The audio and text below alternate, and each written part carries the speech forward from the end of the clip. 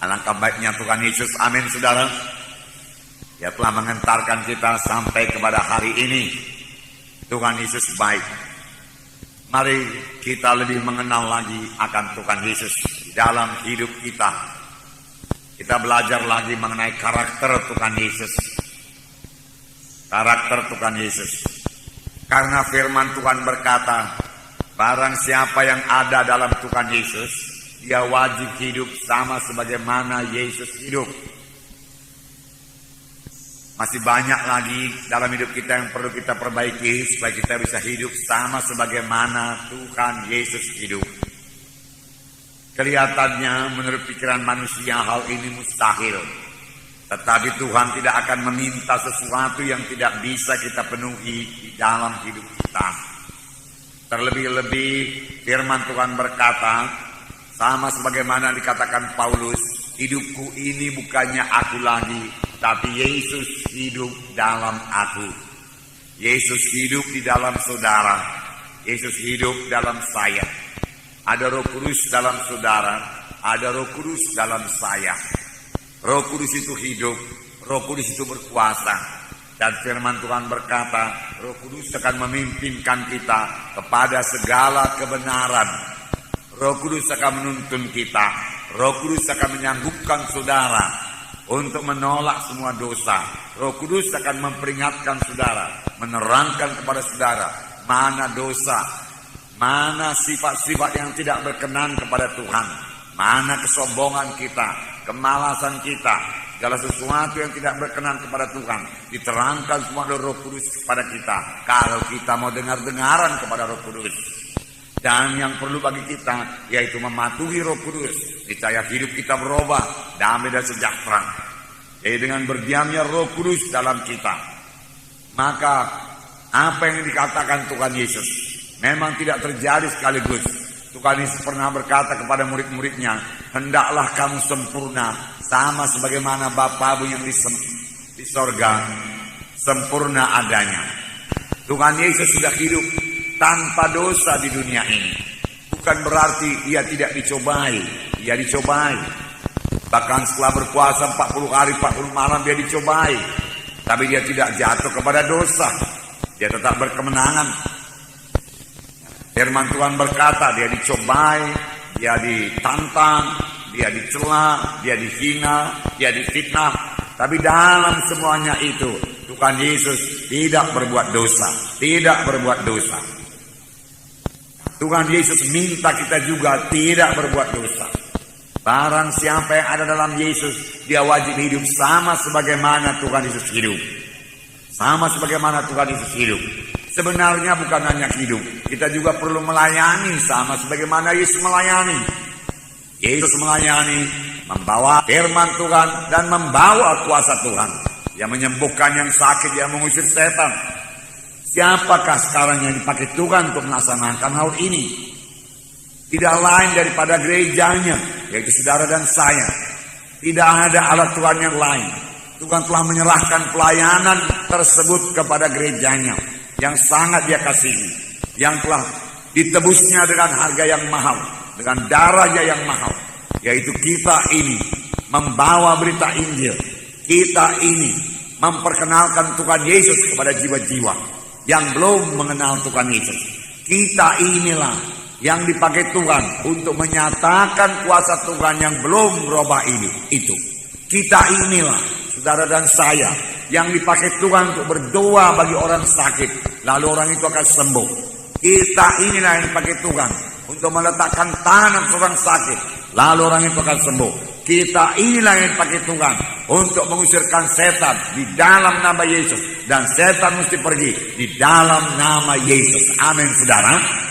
Jadi kitalah yang dipakai Tuhan. Tidak ada alat Tuhan yang lain. Terlebih pada akhir zaman ini, di mana Tuhan mau menyelesaikan pekerjaannya. Itu berarti dia akan menyelamatkan banyak-banyak jiwa-jiwa. Injil Tuhan akan dikabarkan lebih gencar lagi, lebih hebat lagi. Sehingga banyak jiwa-jiwa diselamatkan. Gereja-gereja dibangunkan. Terutama bukan gedungnya yang dibangunkan, orang-orangnya yang dibangunkan, anak-anak Tuhan yang dibangunkan. Bertambah teguh hatinya, bertambah teguh batinnya untuk mengikut Tuhan. Tidak mudah digoda setan, tidak mudah dibimbangkan oleh busuk itu, tetapi teguh mengikut Tuhan. Nah, saudara yang kasih dalam nama Yesus, semua ini bisa kita laksanakan karena Yesus di dalam saudara, Yesus dalam kita. Amin, saudara. Jadi Tuhan Yesus ada dalam saudara. Sadarilah itu selalu.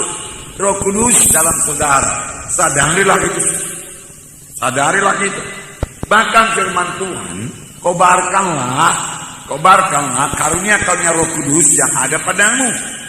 Sebenarnya Tuhan telah memberikan karunia-karunia Roh Kudus juga kepada kita. Tetapi banyak di antara anak Tuhan tidak mengobarkannya. Bahkan dia tidak tahu, dia tidak menunjukkannya. Mari masuk dalam pelayanan. Saudara melihat orang sakit, saudara begitu mengasihi dia, sehingga hati saudara tergerak oleh belas kasihan. Dan saudara kemudian berdoa kepada Tuhan, Tuhan tolonglah Tuhan, sembuhkan orang ini Tuhan. Tuhan, apakah aku bisa meletakkan tangan pada orang ini Tuhan? Tuhan pimpin aku, Tuhan urapi aku, Tuhan aku akan bertindak dalam nama Yesus. Saudara mulai meletakkan tangan dalam nama Yesus, terima kesembuhan. Dan tiba-tiba saudara melihat orang itu sembuh. Nah, saudaraku, karunia menyembuhkan berlaku atas saudara. Peliharalah itu. Belajar untuk kalian lainnya. Karena Roh Kudus yang diberikan Tuhan kepada kita tidak bekerja terus-menerus. Tidak bekerja terus-menerus. Hanya buat keadaan-keadaan yang penting saja. Oleh sebab itu, setiap anak-anak Tuhan harus tetap dalam persekutuan yang indah dengan Tuhan. Amin, saudara. Jadi rasakan selalu kehadiran Tuhan dalam hidup saudara. Bersekutu dengannya, dengarkan suaranya. Tuhan itu Tuhan yang bersungguh-sungguh. Oleh sebab itu, kalau memang Tuhan dalam kita, semuanya kita kerjakan dengan sungguh-sungguh. Kita melayani dengan bersungguh-sungguh. Kita berdoa dengan bersungguh-sungguh. Kita mengasihi dengan bersungguh-sungguh. Kita mengampuni dengan bersungguh-sungguh. Amin, saudara. Hanya kehendak daging saja saudaraku yang menahan kita untuk bersungguh-sungguh. Sebenarnya saudaraku, lebih keberkatan, sangat enak bersungguh-sungguh daripada menghayal-menghayal atau separuh-separuh hati, saudaraku. Ya, bersungguh-sungguh. Nah, Tuhan Yesus bersungguh-sungguh dalam melaksanakan kehendak Bapanya. Tuhan Yesus berkata dalam Yohanes 4 ayat 34, saya membacakan kepada saudara bagaimana kesungguhan hati Tuhan Yesus. Yohanes 4 ayat 34. Kata Yesus kepada mereka, makananku ialah melakukan kehendak Dia yang mengutus aku dan menyelesaikan pekerjaannya. Sini dikatakan, makananku ialah melakukan kehendak Dia yang mengutus aku dan menyelesaikan pekerjaannya. Murid-murid membawa makanan kepada Tuhan Yesus. Tapi Tuhan Yesus perlu mengerjakan pekerjaan Tuhan. Dia kerjakan lebih dahulu pekerjaan Tuhan. Sehingga dia berkata, makananku yaitu mengerjakan pekerjaan Bapakku yang mengutus aku. Dia sangat sungguh-sungguh bekerja. Bahkan sampai jauh-jauh malam dia mendoakan orang yang sakit. Dia menyembuhkan yang sakit. Sampai ibunya dan saudara-saudara yang berkata, dia sudah tidak waras lagi. Karena giatnya bekerja, karena sungguh-sungguh hatinya bekerja. Tuhan minta kita juga bekerja dengan sungguh-sungguh. Dalam Roma 12 ayat 11. Roma 12 ayat 11. Di sini dikatakan, Roma 12 ayat 11. Janganlah hendaknya kerajinanmu kendor, biarlah rohmu menyala-nyala dan layanilah Tuhan. Janganlah hendaknya kerajinanmu kendor, biarlah rohmu menyala-nyala, layanilah Tuhan. Di dalam hati kita ini ada semangat yang menyala-nyala untuk melayani Tuhan. Tanpa semangat yang menyala-nyala, dengan mudah kita akan menyerah dalam pekerjaan Tuhan ini. Karena pada waktu kita mulai melayani Tuhan, di situ setan mulai menaruh semua halangan-halangan supaya kita mundur daripada pelayanan. Sebenarnya kalau kita bertekun dan mohon kuasa Tuhan dan bersandar kepada Tuhan, kita pasti sanggup mengatasi semua halangan-halangan yang ditaruh setan, hingga kita menang dalam pelayanan dan sampai kepada maksud Tuhan. Dan itu adalah hal yang paling indah dalam hidup ini. sampai kepada kehendak dan maksud Tuhan. Dalam 1 Korintus 15 ayat 58, saya membacakan kepada saudara 1 Korintus 15 yang mengatakan kita harus giat dalam pekerjaan Tuhan. 1 Korintus 15 ayat 58. Karena itu, saudara-saudara yang kekasih, berdirilah teguh, jangan goyah, dan giatlah selalu dalam pekerjaan Tuhan. Sebab kamu tahu bahwa dalam persekutuan dengan Tuhan, jerih payahmu tidak sia-sia. Yang pertama diminta Tuhan di sini, berdirilah teguh. Berdirilah teguh. Apapun gangguan-gangguan setan, berdiri teguh. Jangan mau dibujuk-bujuk setan. Berdiri teguh. Kemudian dikatakan, jangan goyah. Dan giatlah selalu dalam pekerjaan Tuhan. Giat selalu. Selalu bergiat, selalu bersungguh-sungguh dalam pekerjaan Tuhan. Apakah itu pekerjaan memberitakan firman Tuhan kepada satu orang saja? Bersungguh-sungguh. Apakah itu mengunjungi? Bersungguh-sungguh. Apakah itu berdoa? Bersungguh-sungguh. Apakah itu mengampuni? Bersungguh-sungguh. Bersungguh-sungguh. Apakah itu memberi? Juga bersungguh-sungguh. Sebab kamu tahu bahwa dalam persekutuanmu dengan Tuhan, jerih payahmu tidak sia-sia. Jerih payah kita tidak sia-sia. Amin, saudara. Ya, jerih payah kita tidak sia-sia. Nah, marilah kita miliki kesungguhan hati. Sekaligus kesungguhan hati sungguh-sungguh membawa anak-anak Tuhan kepada keberhasilan di dalam dunia ini. Tidak ada yang berhasil kalau bekerja separuh-separuh hati, bermalas-malas. Tidak ada yang berhasil dalam pekerjaan Tuhan kalau semangatnya hanya semangat yang suam-suam saja, tidak panas, tidak dingin. Bahkan firman Tuhan berkata, aku muntahkan engkau, Tuhan berkata.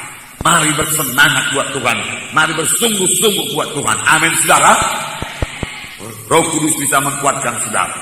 Yang kedua yang telah kita pelajari waktu itu, yaitu kemurahan hati Tuhan Yesus. Yesus adalah Tuhan yang murah hati. Ya, sangat pemurah. Adakah kita pemurah? Adakah saudara pemurah? Pemurah berarti tidak pelit, tidak celit, tidak kikir. Pemurah. Tuhan suka orang pemurah. Dan Tuhan selalu memberkati orang yang murah hati. Firman Tuhan berkata, orang yang murah hati akan dikaruniai dengan limpahnya.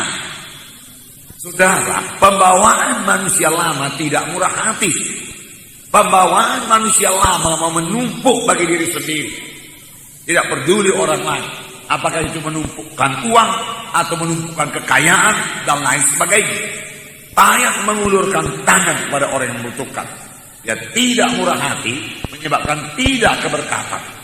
Marilah kita menjadi orang yang murah hati. Apa yang kita peringati pada hari Natal? Yaitu Yohanes 3:16. Karena demikian Allah mengasihi isi dunia ini sehingga dikaruniakannya anaknya yang tunggal itu. Dan barang siapa yang percaya kepada yang tidak binasa, melainkan beroleh hidup yang kekal. Anak Allah yang tunggal, yang bersama-sama dengan Bapa, yang tidak pernah berpisah dengan Bapa, selalu bersama-sama Bapa dari kekal yang lalu sampai kekal yang akan datang. Kecuali pada waktu Tuhan datang ke dunia ini, berpisah dengan Bapanya, sampai Tuhan disebut teriak Eloi, Eloi lama sabatani. Bapa, mengapa kau tinggalkan aku? Bapa memberikan pemberian yang paling mahal, yang paling indah, yang paling dia sayangi, yang paling intim dengan dia, untuk keselamatan saudara-saudara dan saya, untuk memberkati saudara-saudara dan saya, untuk membawa saudara-saudara dan saya, seluruh manusia ini kepada hidup yang kekal, untuk mengubahkan hidup saudara dan saya, supaya semua kita menjadi kejadian yang baru. Mari jangan sia-siakan apa yang telah disediakan Tuhan bagi kita ini. Semua kita harus berubah. Terima kegenapan firman Tuhan di dalam hidup saudara. Bisa berubah.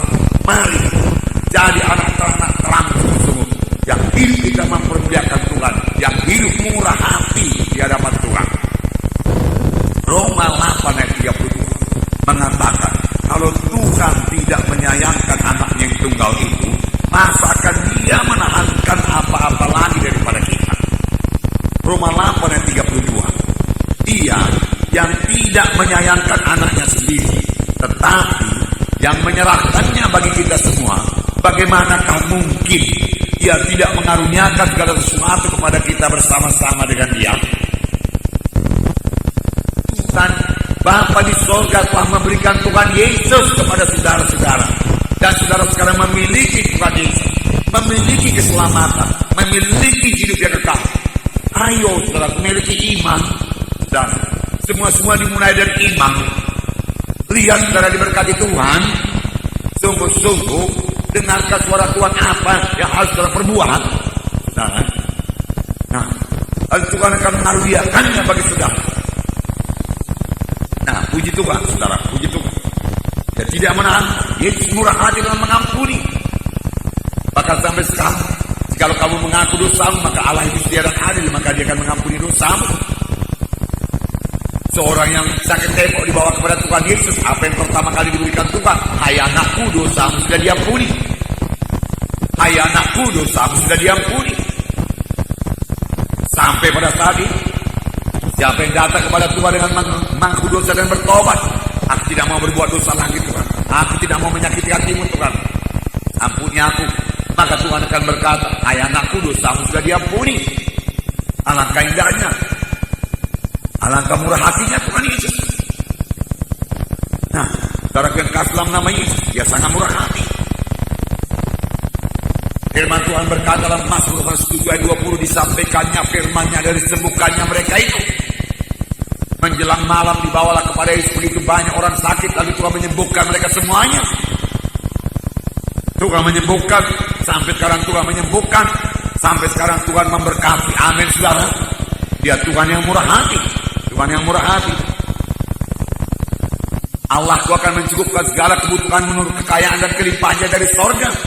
Dia murah hati, murah hati. Bersyukur kepada Tuhan, bersuka cita. Tuhan, Kau murah hati Tuhan. Murah hati kepada orang tua anak-anakmu Tuhan, katakan. Saudaraku, Tuhan akan memberikan. Kalau Dia tidak menahankan anaknya yang tunggal, tapi memberikannya kepada kita, masakan Dia menahankan lagi apa-apa daripada kita? Dia akan memberikan segala sesuatu kepada kita. Amin saudara. Tetapi Tuhan juga menghendaki semua anak-anaknya, saudara dan saya, murah hati. Tuhan juga menghendaki supaya kita semua murah hati, murah hati, murah hati dalam mengampuni, murah hati dalam memberi, murah hati dalam mengasihi. Amin saudara. Murah hati dalam mengampuni. Kalau orang sudah minta maaf, maafkan dia dengan senang hati saudara. Murah hati dalam mengasihi, murah hati dalam memberi. Firman Tuhan berkata, hendaklah kamu murah hati sama seperti Bapamu di sorga murah hati adanya. Hendaklah kamu murah hati sama sebagaimana Bapamu di sorga murah hati adanya. Murah hati, hati yang pemurah dikaruniai dengan limpah. Murah hati. Kemudian saudaraku, kerendahan hati Tuhan Yesus. Yang ketiga sudah kita baca juga, sudah kita pelajari juga, kita dengarkan firman Tuhan pada hari Natal. Rendahan hati Tuhan Yesus. Tuhan Yesus rendah hati. Rendah hati adalah lawan daripada sombong. Tuhan sangat membenci kesombongan. Allah melawan orang yang sombong. Firman Tuhan berkata, ada yang sombong karena kekayaannya, hartanya. Ada yang sombong karena kesanggupannya. Boleh jadi pengertian intelektualnya setelah tinggi lebih daripada yang lain. Dia menyombongkan hal tersebut. Tuhan tetap melawan orang yang sombong. Dia merasa aku lebih daripada yang lain. Bahkan dia sampai kepada satu tempat di mana dia berkata, aku bisa berdiri sendiri, aku gak perlu Tuhan. Itulah yang sangat dibenci Tuhan. Itulah yang menyebabkan Lucifer jatuh, ditolak oleh Tuhan. Kenapa? Karena sombong. Sombong. Karena sombong sangat dibenci Tuhan, saudara. Dengarkan baik-baik. Karena sombong sangat dibenci Tuhan, maka kerendahan hati sangat dihargakan Tuhan. Amin, saudara. Kerendahan hati itu mendahului semua karakter-karakter yang lain yang sangat berkenan kepada Tuhan. Kerendahan hati. Tuhan Yesus pernah berkata, belajarlah kepada, lihatlah aku, bagaimana aku rendah hati. Aku lembut hati, aku rendah hati, maka kamu akan mendapat sentosa bagi jiwamu. Matius 11 ayat 29. Pikulah aku yang kupasang dan belajarlah kepadaku, karena aku lembut hati dan rendah hati. Karena aku lembut hati dan rendah hati. Jangan keras hati, saudara. Jangan keras hati. Itu hanya menutup berkat saudara, menutup Roh Kudus memimpinkan saudara, membuat kita tidak mendengar suara Roh Kudus. Dan jiwamu akan mendapat ketenangan, sebab yang kupasang itu enak dan bebanku ringan. Belajarlah kepadaku karena aku rendah hati dan lembut hati. Boleh jadi hari kita akan melihat karakter Yesus lembut hati. Bagaimana pula itu? Tapi yang sudah kita lihat yaitu mengenai rendah hati. Kerendahan hati Tuhan Yesus. Kerendahan hati Tuhan Yesus.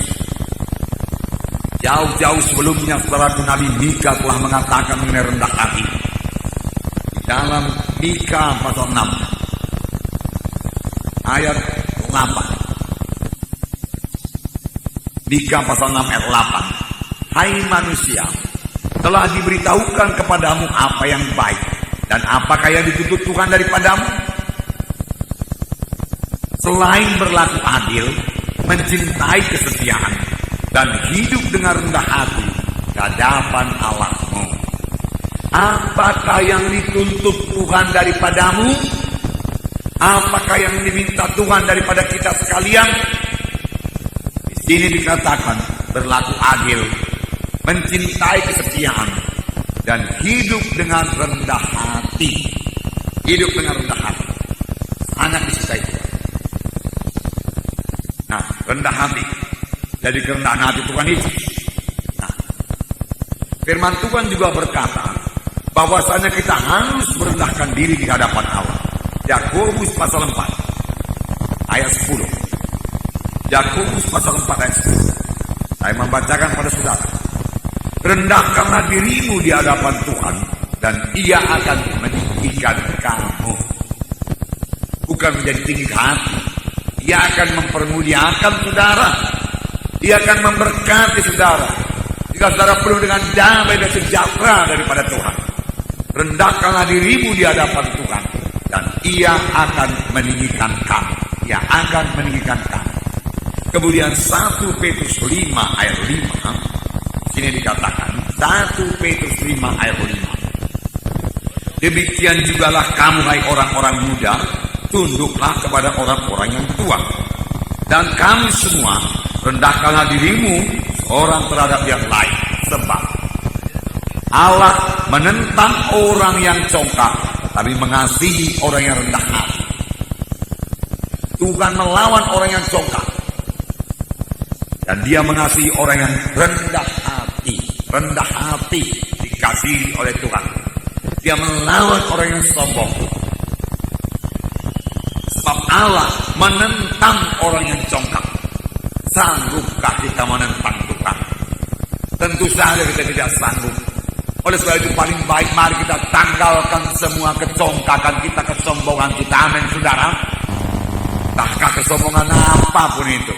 Ada juga yang sombong rohani, yang merasa pengertian rohaninya lebih dalam dari yang lain. Saudaraku, kalaupun memang betul demikian, itulah karunia Tuhan bagi saudara. Sebab perkara-perkara rohani hanya bisa dimengerti dengan perkara, dengan pri rohani, dengan cara rohani, dengan pimpinan Roh Kudus. Baru kita bisa mengerti.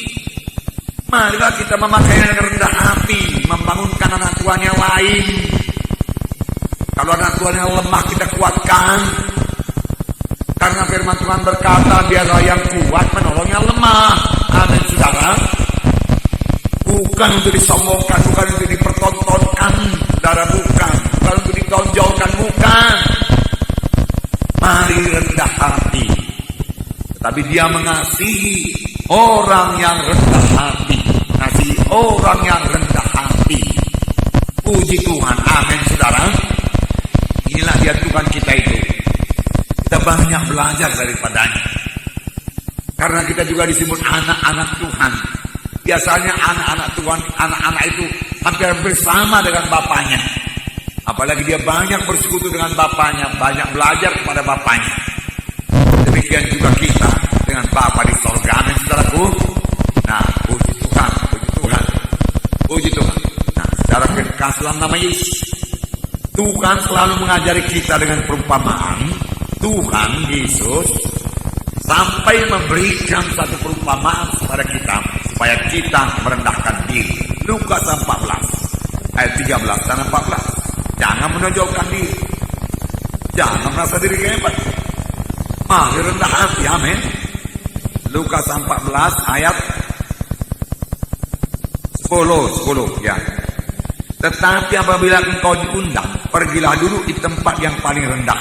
Mungkin tuan rumah akan datang dan berkata kepadamu, sahabat, silakan duduk di depan. Dan dengan demikian engkau akan menerima hormat di depan mata semua orang yang lain. Sebab barang siapa yang meninggikan diri, ia akan direndahkan. Dan barang siapa merendahkan diri, ia akan ditinggikan. Sahabat, mari ke depan. Sahabat, mari ke depan. Karena kita mencari tempat yang rendah.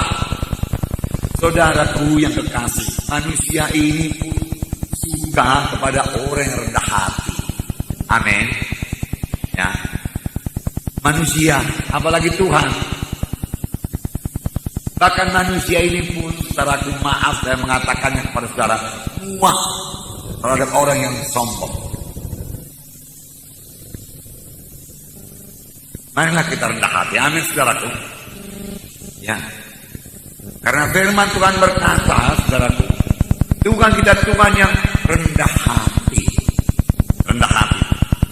Mari kita memiliki karakter rendah hati. Kita sanggup memilikinya sepanjang kita sudah menyadari kita ini bagaimana kesombongan kita. Turun tahta, amin, saudaraku. Turunkan dari tahta kesombongan itu, biar kerendahan hati yang memerintah kita. Lalu kemana-mana kita berjalan, saudaraku, kita beroleh perkenanan hati. Karena kerendahan hati kita itu. Karena kerendahan hati. Apalagi tambah lagi dengan lembut hati. Puji Tuhan, saudara. Kerendahan hati. Tidak menonjolkan diri, tidak menunjukkan diri hebat. Walaupun boleh jadi dia hebat, saudara. Tidak perlu ditunjukkan. Amin, saudara. Nah, haleluya. Tuhan menegur orang-orang Farisi yang sombong dalam berdoa. Lukas 18 ayat 11 sampai 14. Lukas 18 ayat 11. Saya baca. Orang Farisi itu berdiri dan berdoa dalam hatinya begini, ya Tuhan, aku mengucap syukur kepadamu karena aku tidak sama seperti semua orang lain, bukan perampok, bukan orang lalim, bukan pezina, dan bukan seperti orang pemungut cukai ini. Aku berpuasa 2 kali seminggu, aku memberikan 1/10 dari segala penghasilanku. Tapi pemungut cukai itu berdiri jauh-jauh, bahkan dia tidak berani menengadah ke langit, melainkan dia memukul dirinya dan berkata, ya Allah, kasihanilah aku orang berdosa ini. Aku berkata kepadamu, orang ini pulang ke rumahnya sebagai orang yang dibenarkan Allah, dan orang lain itu tidak. Sebab barang siapa meninggikan diri, ia akan direndahkan, dan barang siapa merendahkan diri, ia akan ditinggikan. Tambah jelas di sini, siapa yang meninggikan diri akan direndahkan, dan barang siapa yang merendahkan diri, ia akan ditinggikan. Bukan berarti, saudaraku, rendah diri, saudaraku, atau minder. Bukan, itu tidak baik. Ya. Rendah hati, merendahkan diri juga tidak sama dengan rendah diri. Merendahkan diri tidak menyombongkan diri, tapi rendah diri berkata, aku ini nggak nyanggup, aku ini nggak berharga, aku ini apalah, aku takkan bisa berhasil, pendidikanku pun tidak tinggi. Nah, ini rendah diri. Rendah diri yang seperti ini, saudaraku, juga tidak berkenan kepada Tuhan, membuat kita tidak berani bersaksi. Sebenarnya Roh Kudus senantiasa menolong kita. Ya, tiap saat kita bersandar kepada Roh Kudus akan menolong kita. Yang diminta Tuhan rendah hati, bukan rendah bukan meninggikan diri. Amin, saudara. Jelaskah itu, saudaraku? Haleluya. Haleluya. Nah, marilah kita semua rendah hati, sama sebagaimana Tuhan Yesus rendah hati. Kerendahan hati adalah satu karakter yang sangat terutama dalam anak Tuhan. Karena ini adalah kebalikan dari dosa kesombongan yang sangat dibenci Tuhan. Jadi karakter rendah hati sangat penting kepada Tuhan. Sangat terutama. Sangat dituntut Tuhan. Apakah yang dituntut Tuhan dari anak-anaknya? Adil, rendah hati. Mengapa rendah hati ini sangat dipentingkan Tuhan? Karena rendah hati ini berlawanan dengan dosa kesombongan yang sangat dibenci Tuhan. Dan lawan daripada sombong adalah rendah hati. Amin. Mari semua rendah hati. Amin. Haleluya. Kalau kita rendah hati, karena kita bisa membawa berkat bagi yang lain. Kalau kita rendah hati, itu membuka jalan kita dulu bisa bersaksi kepada orang lain. Tuhan memberkati. Nah, sekarang setelah kita melihat satu lagi, yaitu sifat hamba atau pelayan dari Tuhan Yesus. Sifat hamba. Saudaraku, tidak banyak orang suka menjadi hamba. Orang suka menjadi bos, jadi tuan. Tetapi sebenarnya Tuhan pun, kalau dia anak Tuhan, saudara, manajer pun, saudaraku, dia bisa punya roh pelayan. Roh pelayan. Sedangkan Tuhan Yesus, Raja segala raja, memiliki roh pelayan. Dia suka melayani. Sampai dia berkata, anak manusia datang bukan untuk dilayani, melainkan untuk melayani. Untuk melayani. Jadi kita juga perlu memiliki sifat hamba. Hamba. Saudaraku, perlu saya terangkan kepada saudara, hamba pada zaman Tuhan Yesus tidak sama dengan pelayan. Ya, pembantu rumah tangga tidak sama. Pada zaman Tuhan Yesus, hamba itu adalah seorang yang dibeli. Hamba sahaya. Tidak punya hak apa-apa. Yang ada hanya patuh pada tuannya. Bahkan kalau tuannya mau mengganti namanya, boleh ganti nama. Dia kehilangan hak. Dan kalau tuannya tidak suka dia lagi, tuannya bisa menjual dia di pasar. Ya, di pasar pada waktu itu. Nah, memang pasarnya bukan macam pasar swalayan, tapi banyak barang-barang dijual. Yang kebutuhan sehari-hari, makanan, minuman, teraku dijual di pasar. Termasuk satu lagi, budak. Yang sekarang tidak ada lagi.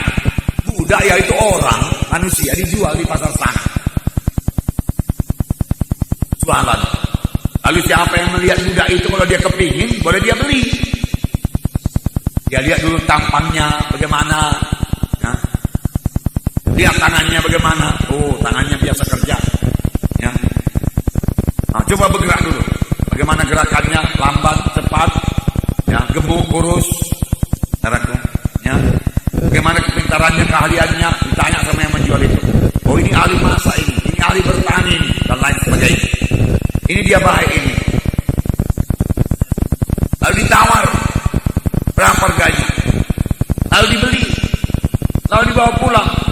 Kalau jadi mula-mula dirantai macam anjing supaya jangan lari.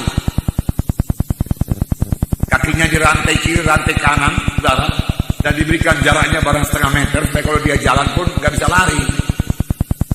Jadi kalau dia mencoba lari, gampang ditangkap. Cambuk.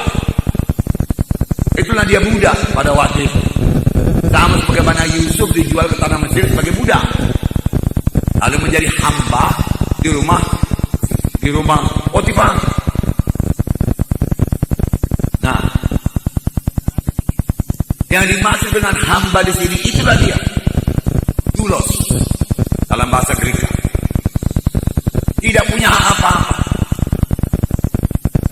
Dan Yesus memang mengosongkan dirinya dan menjadi sama seperti hamba. Jadi sama seperti hamba. Nah, ini saudaraku kelihatannya berat sekali. Tetapi yang Tuhan minta kita ini menjadi hamba Tuhan. hamba manusia, hamba Tuhan. Kami ini hamba-hamba yang tidak berguna.